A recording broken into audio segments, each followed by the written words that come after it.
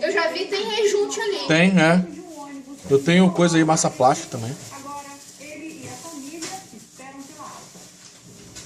Rafael Casagrande já está no quarto do hospital. Ele saiu da UTI na sexta-feira após 12 dias de internação em estado grave.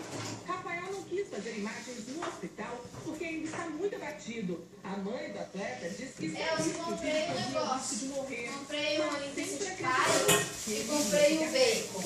Aí, tá aqui. Ele tem milagres de Deus, porque no estado que eu vi ele na segunda-feira, no dia do ocorrido, e a gente vê ele hoje. Aí, o bacon, não coloca no congelador pra você não pousar, não, que eu vou fazer um pouquinho Até que hoje. tem que... Eu ponho aqui, ó. Tá. Ele falava comigo, eu acho que eu não estava assimilando a gravidade do problema na segunda-feira, porque eu falava assim, não, ele vai sair dessa, ele vai melhorar.